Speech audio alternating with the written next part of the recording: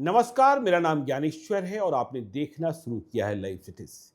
बिहार में क्या हो रहा है, आज पटना में क्या हुआ।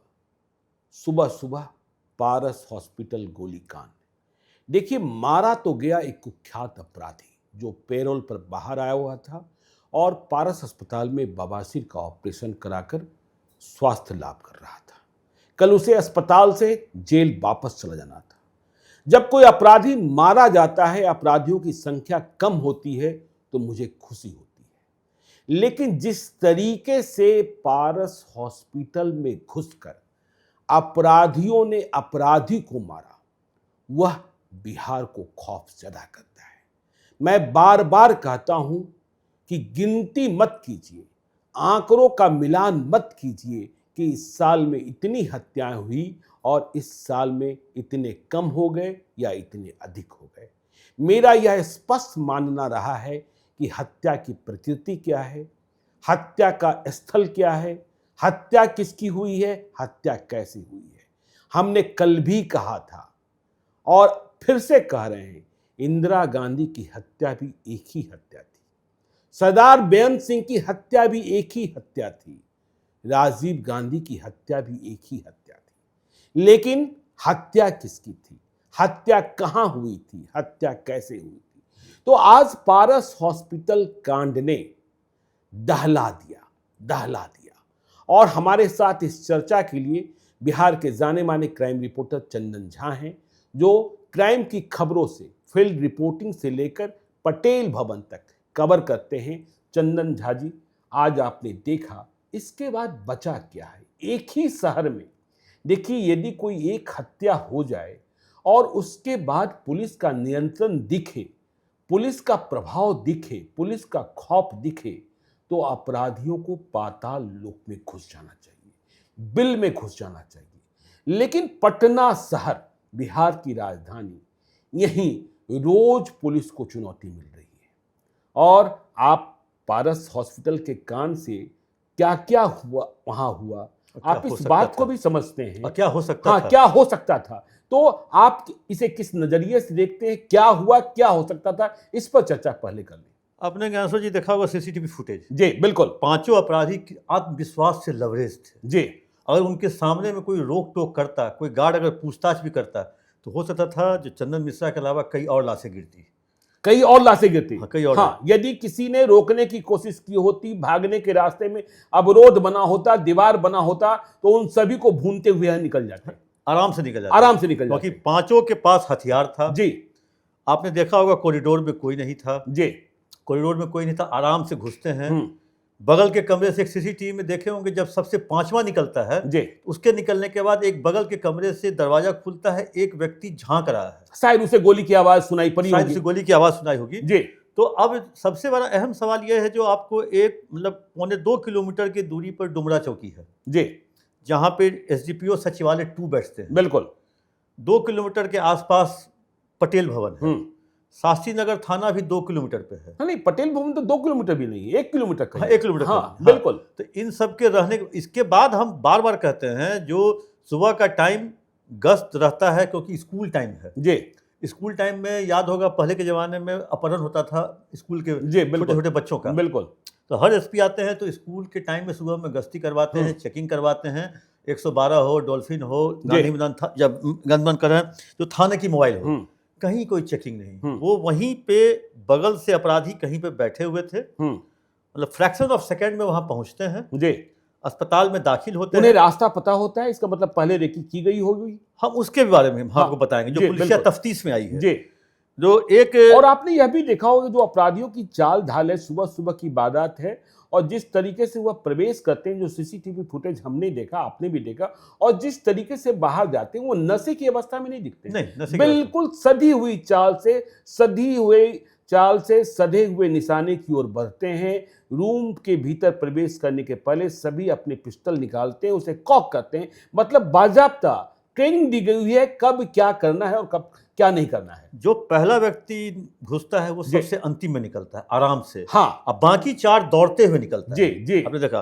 देखिए, इसके पीछे क्या, जो पारस अस्पताल के मोहल्ला के आसपास ही एक व्यक्ति है अपराधी किस्म का, जिसने वहां इलाज कराया था पहले जी। चंदन मिश्रा से पहले पुलिस को इसकी जानकारी मिल गई है जो वो अपराधी कौन है। वो हो सकता है देर रात तक वो पुलिस के रडार पे आ भी जाए जी। और इस पांचों में से एक जो अपराधी है शूटर, वो उससे अस्पताल में मिलने आता था। अच्छा, लगातार।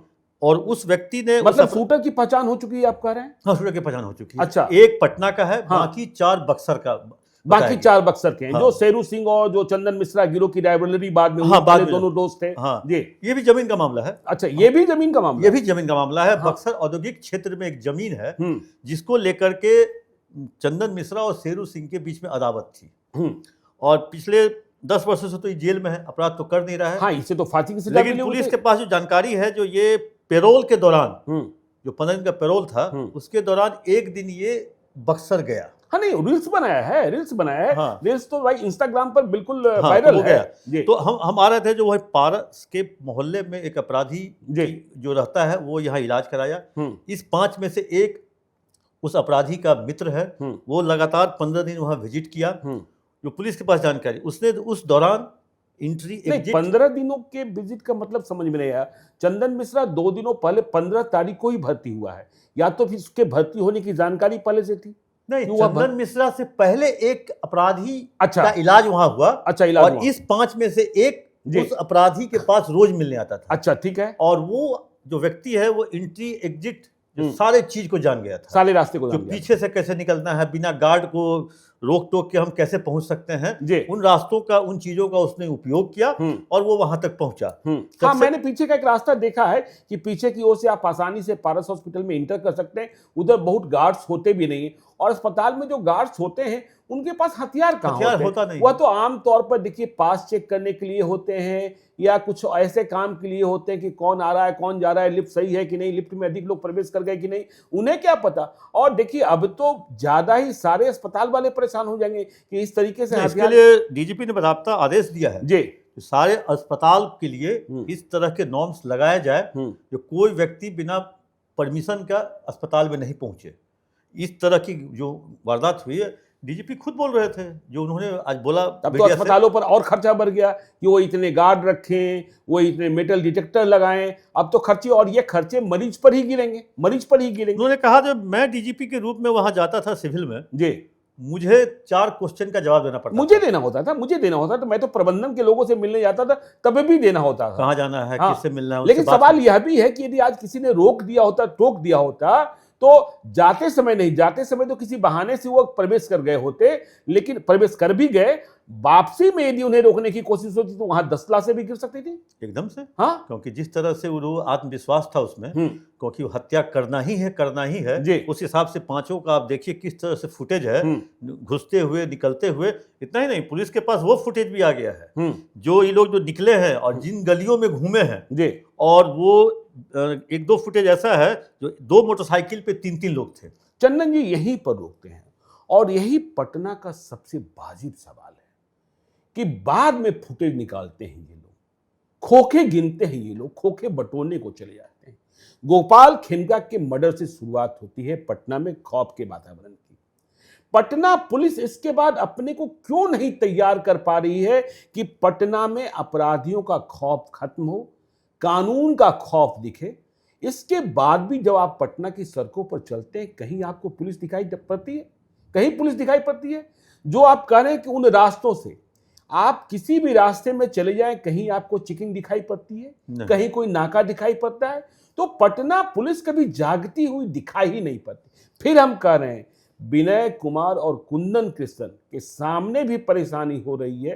पहले आरएस भट्टी परेशान हुए, तो फिर बिहार को कौन संभालेगा, यह एक बड़ा सवाल पैदा होगा। और विनय कुमार और कुंदन कृष्णन ने जो वादा किया है जी, कहे जो अगले 1 महीने में हम कुछ ऐसी बातें होंगी, जो कुछ ऐसी होगी जो इनकाउंटर होगा। अब अपराधियों से बात नहीं होगी, हाँ। गिरफ्तार नहीं होंगे। अब पुलिस अपना काम करेगी। जो खौफ जो अपराध, तो मुझे लगता है कि कुंदन कृष्णन को अपने पुराने तेवर में लौटना होगा, क्योंकि जिले के जो पुलिस अधीक्षक हैं, आप भी कहते हैं, हम भी कहते हैं, घर दुकमा हैं, वह निकलते नहीं। और आपने पिछले दिनों कहा था कि जो उपलब्धियां मिल रही वो एसटीएफ को मिल रही है, जिसके भी इंचार्ज कुंदन कृष्णन है।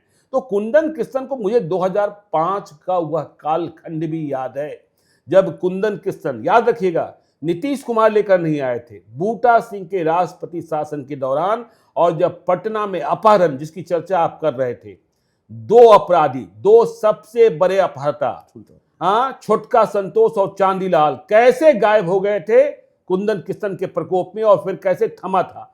तो हमें लगता है कि अब एसपी और ये सारे जो है ना, इनके भरोसे नहीं, कुंदन किशन और विनय कुमार को। कल कुंदन किशन ने प्रेस कॉन्फ्रेंस किया, जी, कोई ऐसा हेड नहीं था अपराध का जी, जिसके बारे में उन्होंने नहीं बताया जो सब पर एसटीएफ काम कर रहा है।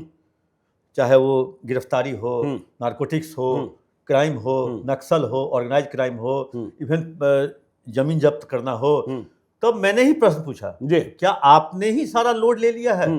तो जिले के एसपी और डीआईजी और आईजी कर क्या रहे हैं? तो जिले के एसपी का सारा लोड आप ले लिए हैं, तो फिर लोग तो आराम से बैठे होंगे। हाँ, बिल्कुल। तो उन्होंने कहा नहीं, एक दो ब्लैक शिप होंगे, लेकिन सब नहीं है, कुछ अच्छा काम भी कर रहे हैं। जब आप क्रिमिनल को आप ही पकड़ रहे हैं, नक्सली को आप ही पकड़ रहे हैं, नारकोटिक्स का काम आप ही देख रहे हैं, सब कुछ आप ही देख रहे हैं, एसटीएफ ही देख रहा है, तो जिला का एसपी तो मौज कर रहा है। बिल्कुल, वो तो मौज कर, वो हल्का फुल्का कट्टा पकड़ के। अब देखिए खेमका कांड में एसटीएफ लगा, पटना पुलिस भी लगी, नो डाउट। पटना पुलिस का भी जो कप्तान है वो मेहनत कर रहे हैं, लेकिन और सब जिलों में जाके देखिए, बिल्कुल आराम कर रहे हैं एसपी, क्योंकि सारा काम उनका एसटीएफ कर रहा है। एसटीएफ को सारे काम पे लगा दिया गया है जी।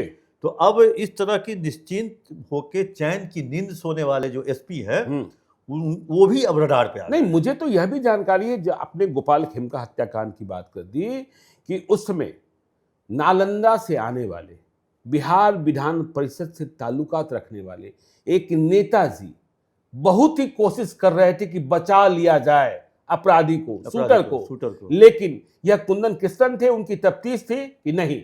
और इसके बाद जिन नेताओं के पास वह बिहार विधान परिषद से संबंध रखने वाले नेताजी गए थे, उनकी एंट्री वहां भी बंद हुई। शायद वो वर्तमान में एमएलसी नहीं है। नहीं, मैंने कहा बिहार विधान परिषद से, मैंने नाम नहीं खोला, मैंने नाम नहीं खोला। हाँ जी, हाँ तो हाँ, ये बात तो सही है, क्योंकि उसको बचाने का प्रयास बहुत किया गया।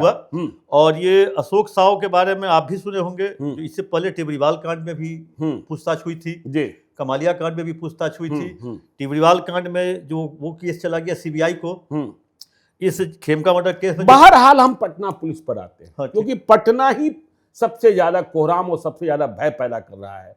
पटना पुलिस क्यों नहीं सुधर रही है? और यदि पटना पुलिस को नहीं सुधार पाए, मेरे एक मित्र हैं, उन्होंने पिछले दिनों कहा, ज्ञानेश्वर जी शेखपुरा से रहने वाले हैं, कि जब मैं पटना से चलता हूं तो उन्हें पहला नाका यदि पुलिस कहीं दिखाई पड़ती है और पुलिस कहीं रोकती है, तो वह शेखपुरा जिले का एंट्री पॉइंट होता है केवटी एक जगह। इसके पहले पुलिस कहीं रोक तो करती नहीं, चाहे आप कुछ भी लेकर, और यदि रोक तो करती भी है तो मुंह सूंघने के लिए, शराब का बोतल ढूंढने के लिए। तो ये पटना पुलिस क्यों नहीं सुधर रही है? यासर जी, इत्तेफाकन इस बीच में हम 3-4 बार दरभंगा गए जी, और इस बीच में इत्तेफाक से उसी दिन लगता था जांच पूरे बिहार में एक साथ जी। हम दरभंगा से स्टार्ट किए, दरभंगा से मुजफ्फरपुर क्रॉस किए, वैशाली क्रॉस किए, पटना क्रॉस किए। ये कौन सा जांच था जो हमको कहीं जांच नहीं मिली? भाई, मैं रोज रात आधी रात को देखता हूं कि सीनियर एसपी के निर्देश पर फला एसडीपीओ, फला थानेदार। देखिए हाँ, जब तक फोटो सेशन नहीं खत्म होगा, हाँ, रील्स नहीं खत्म होगा जी, पटना क्राइम नहीं सुधरेगा। आप फोटो सेशन के लिए तैयार किए हुए अपनी टीम को जी, आप जांच कम फोटो ज्यादा खिंचवाते हैं, खींच के अपलोड करते हैं, बिल्कुल आपके सामने से अपराधी निकल जाते हैं, और उसके बाद आपके जो सामने से अपराधी निकलते हैं उसके पीछे आप लकीर पीटते रहते हैं। तो इसीलिए पटना पुलिस को वो पावर। आपको नहीं लग रहा है कि 2005 के पहले जैसी स्थिति, 2005 के पहले क्या होता था? अपराधी भी बेखौफ, जेल भी बेलगाम। इस कांड में भी आप देखिए, जिस शेरू सिंह की चर्चा हो रही है, जिसके बारे में आपने भी कहा, शेरू सिंह और चंदन मिश्रा दोनों दोस्त थे। शेरू सिंह जेल में ही बंद है। आरा तनिष्क लूट कांड में उसका नाम आया, जब वह वर्धमान जेल में बंद था, उसे बिहार लाया गया था, कि जेल से फिर से बिहार में अपराध होने लगा है। ये बात तो निर्विवाद है, निर्विवाद है एकदम। जेल बिक रहे हैं, जेल बिक रहा है, हाँ, और इसी कारण जेलर भी इससे पहले वाला हटाया गया। नहीं आप भाई, मुझे तो खबर है कि आजकल जेल की सुपरिटेंडेंट की कीमत करोड़ों में लग रही है। मैंने कभी किसी से पूछा कि ये करोड़ निकालते कहाँ हैं, तो उन्होंने कहा कि इतने बार्ट्स होते हैं और हर महीने की कीमत होती है। हर खंड बिकता है, हर खंड बिकता है, हर खंड बिकता है। जितना 5 खंड वहां है, वो हर खंड बिकता है, हर खंड और बिकता है। खंड में और खंड खंड है। हाँ, खंड में और खंड खंड खंड खंड खंड है। हाँ। खाने का अलग वहाँ खंड है। हाँ मतलब कहे जो जेल का एक सेल है, जी, जो पुराना दरवाजा है, एक टूटा हुआ बोरा वहाँ टांगा हुआ है, वहाँ पे ड्राई नशा मिलता है। ड्राई नशा मिलता है। ड्राई हाँ, नशा मिलता है, जी। उसका अलग रेट है। सिगरेट की कीमत अलग है, खैनी की कीमत अलग है, हाँ। बीड़ी की कीमत अलग है, मतलब आयरन किए हुए कपड़े की कीमत अलग है, घर से आने वाले खाने की कीमत अलग है, बाहर से आने वाले दूध की कीमत अलग है, बाहर से आने वाले जो कुछ कह तो लीजिए। जेलर वहाँ पेटी कॉन्ट्रैक्टर लोगों को दे देते हैं, और उनको एक साथ सब जगह से बल्क में मिल जाता है। मुझे एक ठेकेदार बता रहे थे, मुझे जेल के एक ठेकेदार बता रहे थे, उनका पुराना अनुभव कह रहा था कि देखिए मुझे एक जेल का ठेका मिला और मुझे जेल की ठेकेदारी से कोई मतलब नहीं था। मेरे पास इतने फ़ोन आने लगे कि आपका रोज़ पिकअप जाता है, आपका रोज़ ट्रैक्टर जाता है, उसमें ये सामान रख कर भेज दीजिए, ये सामान रख कर भेज दीजिए और इसके बदले इतनी कीमत ले लीजिए। तो उन्होंने कीमत नहीं ली, ठेकेदारी छोड़ दी। तो ठेकेदारी में भी जो आपको कमाई होनी है, इसके अतिरिक्त सामान भीतर पहुंचाने की कमाई, और इसमें भी बंधा हुआ होगा। हर चीज में वहां बंधा हुआ है जी, एक एक चीज में वहां बंधा हुआ है। लेकिन हम लोग कैसे जी, एक चीज आज हम बोल रहे हैं, जो पटना की जो आज की घटना है जी, वो भरे पटना पुलिस, बिहार पुलिस कह रहा हो जो अपराधी ने अपराधी को मारा, नहीं, सबकी नहीं, पहचान हो हाँ, गई है। मैंने कहा ना, लेकिन वो जिस तरीके से जी, ये पूरे देश में जो यूएसपी नीतीश कुमार ने कमाया था, वो खत्म हो गई। ट्रिपल सी, जी, क्राइम जिसमें एक था, क्राइम, करप्शन और कम्युनिज्म, जी, उस एक सी पर आज की घटना ने कहे एक तरह से कहें जो उसको विराम लगा दिया। हाँ, नहीं, देखिए कई लोग कह रहे हैं ब्रिज बिहारी प्रसाद की हत्या भी हुई थी 13 जून 1998 को। मैं फिर से कह रहा हूं, ब्रिज बिहारी प्रसाद की हत्या में और पारस हॉस्पिटल गोलीकांड में आसमान जमीन का फर्क है। ब्रिज बिहारी प्रसाद की हत्या तब हुई जब वह अस्पताल के कैंपस में खुले आसमान के नीचे टहल रहे थे और वहां घात लगाए अपराधियों ने, जिसमें श्री प्रकाश शुक्ला अन्य था, उसने गोलीबारी की थी।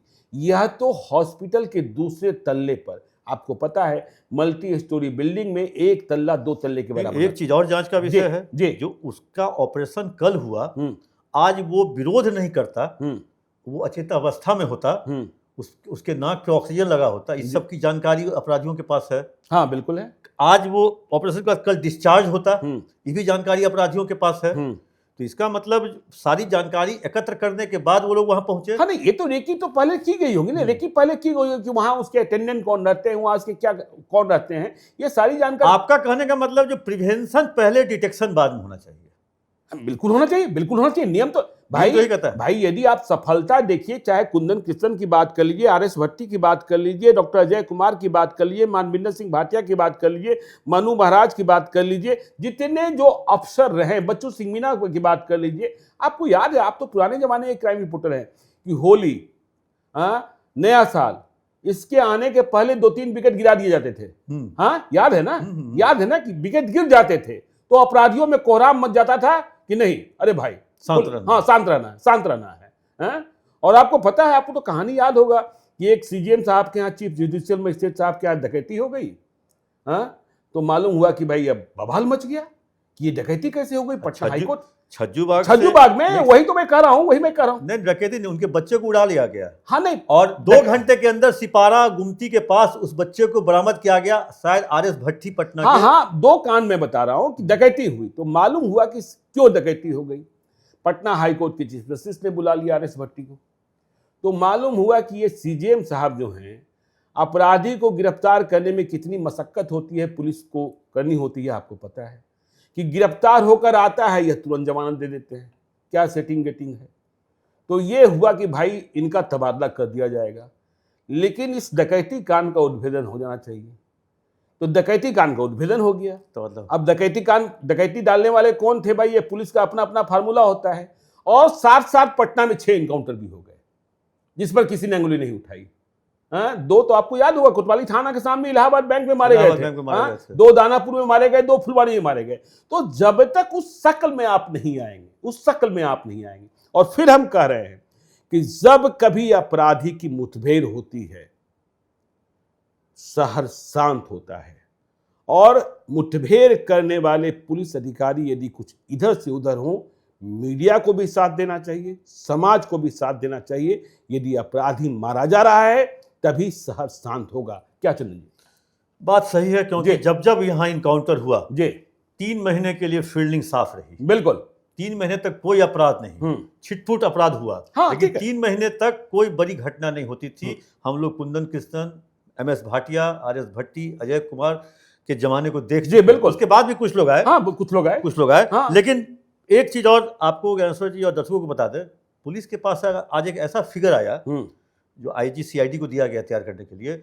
जिस अपराधी को पुलिस पकड़ती है आज, उस पर चार्जशीट होता है, बेल होके 3 महीना में बाहर चला जाता है, और जब उसको अगले डेट पर कहा जाता है आने के लिए, तो वो उस डेट पर नहीं पहुंचता है। तब फिर उस पर निकलता है NBW। जी अब उसी NBW को लागू करने के लिए, उसी चीज को दोबारा काम करने के लिए पुलिस लगती है, तो नया काम कब करेगी? नहीं, देखिए चंदन जी, इस पे देखिए यूपी पुलिस के मॉडल को अख्तियार किया जाना चाहिए। यूपी पुलिस में यदि अपराधी को कोर्ट ने जमानत दे दी और अब पुलिस ने यह पता कर लिया कि इनके जमानतदार कौन होंगे, तो जमानतदार जमानत भरे या जमानत भर दे, इसके पहले पुलिस वाले जमानतदार के घर पहुंच जाते हैं कि बेटा तुमने जमानत ली है, अब तुम खोज के हाँ अब नहीं, यदि ये भागा और यदि इसने कुछ किया तो सीधे तुमको भेजेंगे। मालूम होता है कि यूपी में जमानतदार नहीं मिल रहे हैं, जमानत लेने वाला कोर्ट से जमानत मिली हुई है, जमानत लेने वाला नहीं मिल रहा है। ये खौफ पैदा करना होगा। बिहार पुलिस के पास हजारों ऐसे NBW हैं जी, जो उसी अपराधी को 3-3 बार पुलिस पकड़ के लाती है, कोर्ट में पेश करती है। बिल्कुल, आपको वह घटना भी याद होगी, MS भाटिया ही पटना के सिटी SP थे कि जब हुआ कि जेल में बंद, तो जेल से पटना सिटी ले जाया जा रहा था और कैसे गोलियां चल गई थी पटना साहिब रेलवे स्टेशन के पास कैदी वैन पर ही है? और अपराधियों को गोली देकर यह बता दिया गया था कि बेटा अगली यदि तो कैदी वैन में भी मारे जा सकते हो। अब देखिए, हत्या के कारणों को लेकर भी अब पटेल भवन में शोध हो रहा है। जी, एक डाटा बैंक बनाने के लिए कहा गया है, जो अगर गोपाल खेमका की हत्या हुई तो उसका कारण उसके बगल में लिखा जाए। अरे वकील की हत्या हुई तो उसके बेटी के प्रेमी ने किया तो वो लव अफेयर नहीं। देखिए, ये तो आप कर लीजिए, लेकिन कारणों को आप कर लीजिए, लेकिन हत्यारे कहां से आ रहे हैं, हथियार कहां से मिल रहे हैं, यह सबसे बड़ी चुनौती है। शूटर का डाटा बैंक बनाने के लिए निर्देश हो गया है। पिछले 6 महीने में जितने भी सुपारी लेकर के हत्या की गई है, वैसे सभी लोगों को चिन्हित करने का, डाटा बैंक बनाने का STF को आदेश दिया गया है। बिल्कुल, अब उसका डाटा बैंक रहेगा, अब उसका मिलान होगा CCTV से या जैसे भी हो, और एक्शन लेने में। आपको याद है गोपाल खेमका की हत्या के रात हमने ही सबसे पहले लिखा था कि 1.5 घंटे के बाद पुलिस पहुंची। कितने दिन लगे गांधी मैदान के थानेदार को सस्पेंड करने में? कितने दिन लग गए? 14 दिन लग गए। तो यदि आप एक्शन लेट करेंगे ना तो फिर यही होगा। तो देखिए दर्शकों, हमने समझाने की कोशिश की कि आज पारस होटल कांड के बाद क्या स्थिति है, और यदि वहां किसी ने प्रतिरोध किया होता, विरोध किया होता हत्या कर भाग रहे अपराधियों का, तो वहां आज 10 लाशें भी गिर सकती थी, क्योंकि 5 अत्याधुनिक पिस्टल इन अपराधियों के पास थे और वह इस बात की तैयारी से पहुंचे थे कि उन्हें रास्ते में रोका जा सकता है, जो रोकता वह मारा जाता। तो स्थिति भयावह है। आप सचेत रहिए, सजग रहिए, सतर्क रहिए। जब रास्ते में चलिए तो बाएं दाएं का ख्याल रखिए और घर वापसी के वक्त सबसे ज्यादा सावधान रहिए। तो देखते रहिए लाइव सिटीज को। यदि अब तक आपने हमारे YouTube चैनल लाइव सिटी को सब्सक्राइब नहीं किया है तो जरूर कर लीजिएगा, और यदि इस वीडियो को आप फेसबुक पेज के माध्यम से पेज को लाइक कीजिएगा, हैंडल X पर भी हमें फॉलो कीजिए। धन्यवाद।